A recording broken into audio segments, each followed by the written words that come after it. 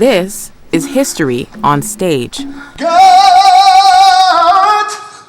The evolution of gospel music, created by Karen Burke and Corey Butler of the Toronto Mass Choir, shares the history of an art form Burke is truly passionate about. Painters use material, or they use canvas, and dancers use their body, and music, etc., etc. But music doesn't need anything in order to exist. It actually doesn't exist outside of the mechanisms inside of our ear. The way that God has gifted us with music is that it starts, as I said before, in the soul of one person, and it's transmitted through the air, if you will, to another person and resides there. This is my prayer. This is my prayer. Growing up, Burke says gospel gave her a connection to her roots. I was raised in a small town that didn't have very many black people there, and my only connection to my blackness, if you will, was my church and the music in our church. If it wasn't for that, my life would have been quite different. And so gospel music has always been a soundtrack in my life, no matter what I was doing. And what she's been doing is teaching her students at York University in Toronto, Ontario, where gospel as we know it today comes from. The first thing I say to them when they come into class is, when I'm talking about gospel music in this class, I'm talking about that music which is rooted in African roots, African music roots. And I said, and that also I'm going to concentrate on African American artists. So I said, I will not be teaching about Elvis Presley, okay, or the Gaithers. I mean, they have enough publicity. What I'm going to do is teach you about the people whose shoulders they stand on. And those shoulders, Burke says, are the shoulders of slaves. Gospel music has its roots in the story, the tragic story of slavery, the biggest migration of peoples in history across water. And the culture in West Africa, where these people were coming from, was steeped with music. Every part of their lives was accompanied by music. Rituals, ceremonies, work, play. When they came over, they were stripped of everything else, their identity, their freedom. The music is something that they couldn't be taken away from them. And so they brought those things and that love of music and the way that they do music with them. West African music traditions were infused with the gospel when slave owners decided to introduce their slaves to the Bible. They would gather them up on a Sunday morning, and they would have them captive audience with the pastor, and he would share the stories that they wanted him to share, which were Old Testament stories. And they have all those things, slave obey your master, and all those good things that Christians should do. While slave owners had their own intentions for sharing the gospel, the slaves, however, heard a different message. They didn't realize is that the same stories they were telling about Israelites in the Red Sea and the parting of the Red Sea, they heard those stories, but what they heard was what happened, that Pharaoh died at the end, and that eventually freedom would come. So their interpretation of the Old Testament stories, they started to appropriate in their own language in terms of taking those hymns or those stories and imbuing their own way of singing with these stories. By marrying traditional West African music and biblical scripture, a genre of music known as the spiritual was born. And so you see spirituals becoming a picture of their hopes, and they embodied the same kind of pentatonic scale that they would have been singing all the way along. A pentatonic scale is a 5-note song, and all of the basic spirituals are based on it. Like Amazing Grace uses the same 5 tones. Ba da da da da da da da da. Most spirituals, da da da da da da dee dee dee. They have the same 5 notes, and that sound is as African based. Slaves used spirituals as a means of upliftment, believing that one day they'd be free. But spirituals also had another purpose. Spirituals were also had coded meanings, double meanings, right? Yeah. So that people were using them as a way to communicate. Swing low, sweet chariot, coming for to carry me home. That was a song that they would sing, often to announce that someone else was coming to take them out of slavery, or to help them to escape from slavery. One of the most famous conductors was Harriet Tubman. And Harriet Tubman is given the celebration of the fact that she took about 300 people. So she would escape and then she would go back and she'd bring more people and go and take them north.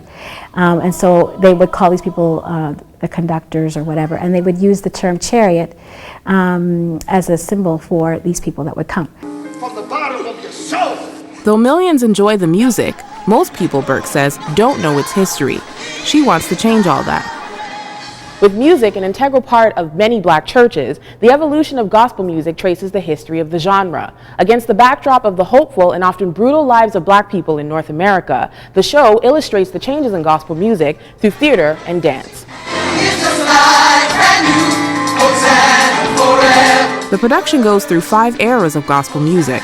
Those 5 areas are spirituals, pre-gospel, which is Thomas Dorsey, and then the golden era of gospel, and then the when gospel was gospel, and then the and now section.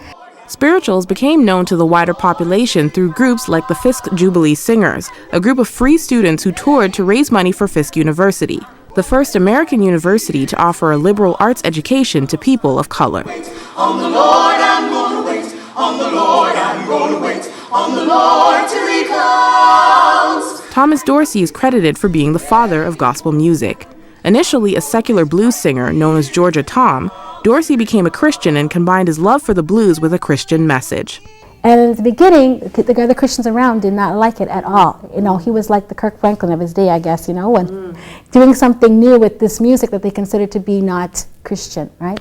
But today, I mean, he's known as the father of gospel music. The golden age of gospel music saw the rise of singers like Mahalia Jackson, James Cleveland, and quartets like the Soul Stirrers, whose members included the great Sam Cooke. During that time, gospel music also became the backdrop of the civil rights movement. I think that gospel music continued to be the voice of the people. I mean, spirituals were an expression of their struggle, and again, giving hope and giving instruction. And that it's just never left that place. It's never left that place. And so all the way along, no matter how African Americans were struggling, the music was always a soundtrack for that. And it's what kept them together, it gives them hope. In the 1970s and 80s, gospel music developed a more contemporary sound with artists like Andre Crouch, the Hawkins Family, and the Winans. These days, almost every major record label has a gospel division. Burke isn't bothered by the mainstreaming of gospel, but says artists should be careful. One of these good sayings is that if you're going to cross over, take the crossover. I think that gospel artists have to be very careful that because they have the ear of the public. And so if you're going to have it, then say something worthwhile. Say something that is scripturally based, and say something that's true, and say something that honors God and speaks about God. Despite its popularity, Burke says that misconceptions about gospel music still exist. I mean, one thing is I used to think that everybody who sang gospel music was Christian. Well, it's not the case. And also that it is only a black thing. I get that all the time. You know, people, I can't join your choir because it's this, or I can't sing, or I can't use gospel music in my church because there's no black people in my church. And I said to them, do you know I've been to Poland? Poland, there are no black people in Poland. And I said, and they have lots of gospel music. In Canada, Burke says, gospel music isn't as popular as it is in the U.S. I think it's great that it's come to a place where when you say it, at least people have a sense of what it is. In Canada, we have a ways to go for people to actually experience it. Many times, even 20 years, Toronto Mass Choir, I've been doing this, many times we go places, it's the first time I've ever seen a gospel choir or any kind of gospel choir experience. Recently, the Toronto Mass Choir celebrated its 20th anniversary. Burke and the choir are working to make room for the next generation of Canadian gospel artists. I'm very, very pleased at this next generation of musicians coming up in the church that are not just keeping their music in church, but they are going to school and learning how to be a better drummer, a better conductor, a better singer. For now, Burke says she'll continue to share her faith by sharing her music. I've seen life-changing effects. Often when we do work for God, we plant the seed and we never can see what happens. So many times I've seen it happen, and people will come back and testify what's happened to them.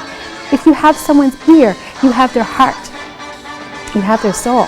So you have a responsibility then to put good things in their ear. For more information on the York University and Toronto Mass Choirs, visit crossroads.ca. For 100 Huntley Street, I'm Bridget Antwi.